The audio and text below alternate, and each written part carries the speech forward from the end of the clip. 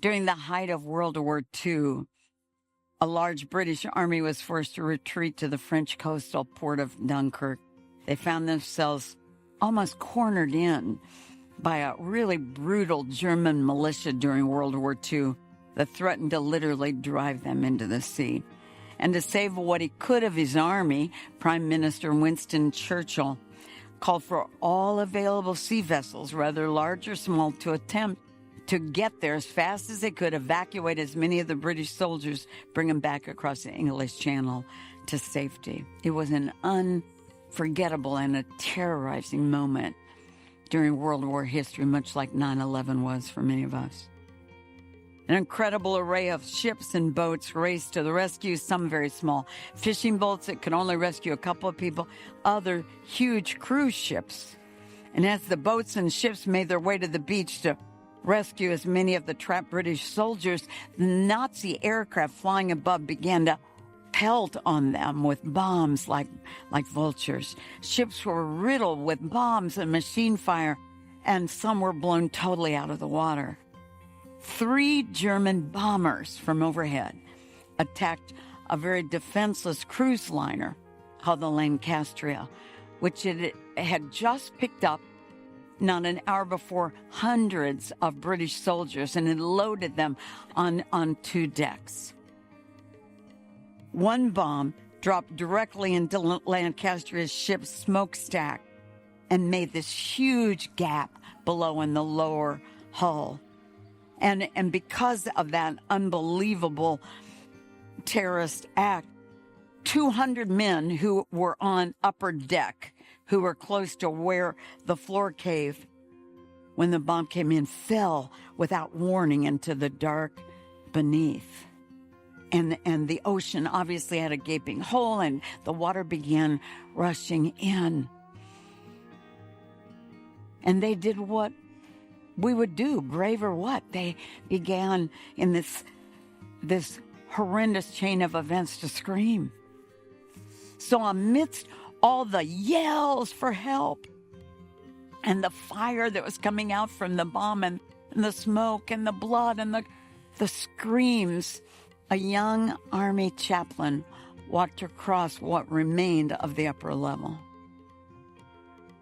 and stood peering down into the chasm that had been caused by the bomb where the guys had fallen. We don't know his name, and I love the fact that we don't know his name. Do you know I still don't know the name of the missionary who was most responsible for the fact that I gave my life to Christ one night? He's some guy, some nameless missionary that nobody could remember his name years later when I said, what was that guy's name? Do you understand that most of what you do with purpose in your life, your name will never be attached to? But let me remind you, Jesus keeps the records. Jesus keeps the records. So I don't know this army chaplain's name, but as he looked down the hole, history says that another blood-curdling scream came. And then, knowing full well he'd never get out of that hole, there was no coming back from that. He dropped himself into that hole with 200 or so guys that were close to their own grave. And you know what he did? He began to lead them in singing hymns.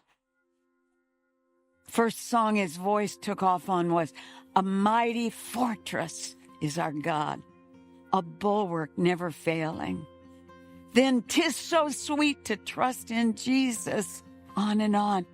And the men join in.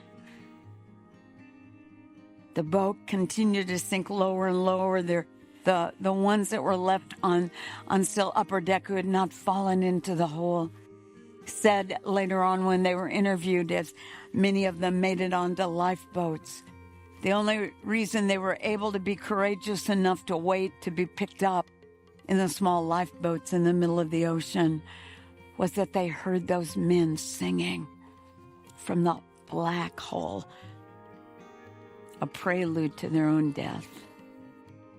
And the voices got less as more and more of them took their lives. You can imagine the water's coming up higher, higher, higher, higher, till the number of voices tall enough to still be able to be above. And then it was silent and the Lancaster rolled over and went totally beneath the ocean. So what's my challenge to you? Go drop yourself into a hole. Not physically, but with your time, with your energy, with your finances as you support this amazing purpose-stuffed enlargement of your building. Go drop yourself into a hole, doggone it. Find some things that push you past your own comfort zone and just serve some other people. Build a bridge from your heart to theirs. I say it often. I am quite sure that when I stand before Jesus, I will find out that Jeanne Mayo has loved more people into the kingdom of God than she's ever preached into it. By dropping myself into a few holes. That's what purpose is all about. It's not glamorous.